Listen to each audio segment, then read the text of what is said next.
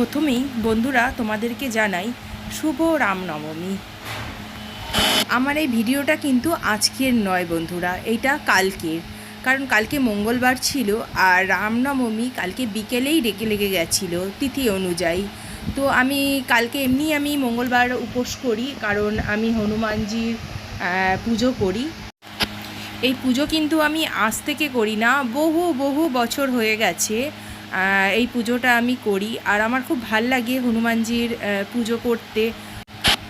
প্রতি মঙ্গলবার সকালে আমি সকালবেলায় স্নানটা করে আগে পুজোটা শেষ করি, কারণ আমার সেদিনকে পুজো থাকে প্লাস পাঁচালি পড়া থাকে।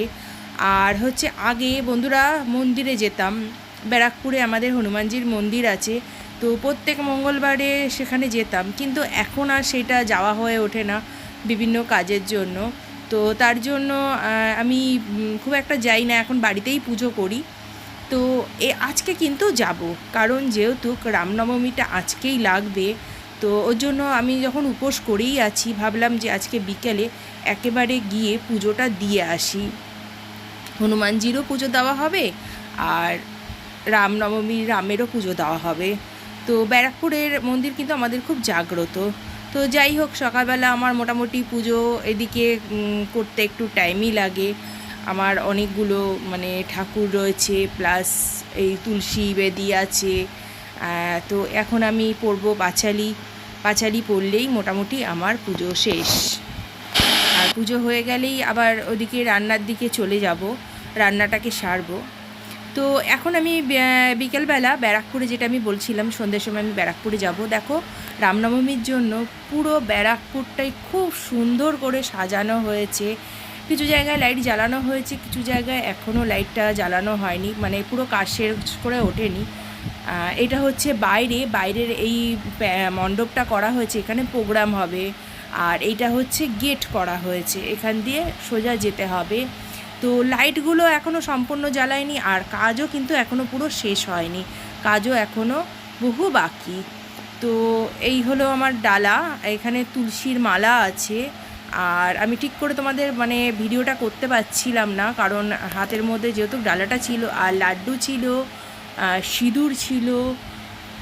তো আর আমাকে পরে প্রদীপ, ওরা এখানে ঘিয়ের প্রদীপ জ্বালানো হয়, সেটা আমি পরে নেব। আর ধূপকাঠি ছিল তার সাথে, কারণ হচ্ছে প্রদীপটা নিলে না অনেক সময় ঘিটা গায়ে পড়ে যায়। আর এমনিও মন্দিরের ভেতরে প্রদীপ জ্বালানো নিষেধ আছে, প্রদীপ বা ধূপকাঠি সেটা বাইরে জ্বালাতে হয়। তো এখন আমি লাইনে দাঁড়িয়ে রয়েছি।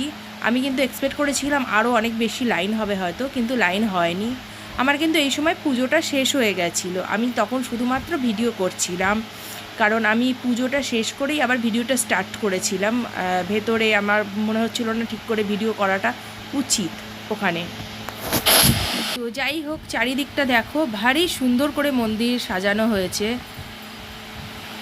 এটা সামনের গেটটাকে এত সুন্দর ওরা সাজিয়েছে, দেখ খুব এত সুন্দর যে প্রশংসা না করে পারা যাচ্ছিল না। তবে বহু কাজ এখনও বাকি ছিল। এর ওপরে আরও পাতা দিয়ে এরকম লাল বল দেওয়ার কথা, আর ওরা বলল যে সারা রাত ধরে ওরা কাজ করবে, নালে কাজ শেষ হবে না।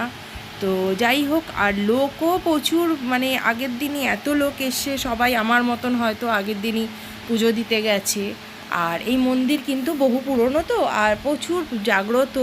আর এখানে প্রচুর লোকে সকালবেলা বিকেলবেলা মঙ্গলবারে পুজো দেয়। আর এখানে কিন্তু প্রসাদ বিলি করছিল, লুচি আর তার সাথে পায়েস। কিন্তু আমি যেহেতু কোনো কিছু আনতে পারিনি, প্লাস্টিক বা কিছু, যার জন্য আমি আর নিলাম না প্রসাদটা। এটা ব্যারাকপুরে মোড়ে এই পতাকাটা লাগানো, আমাদের দেশের পতাকা, দেখলে সত্যি খুব গর্ব হয় আর অহংকার হয় যে আমি ইন্ডিয়ান।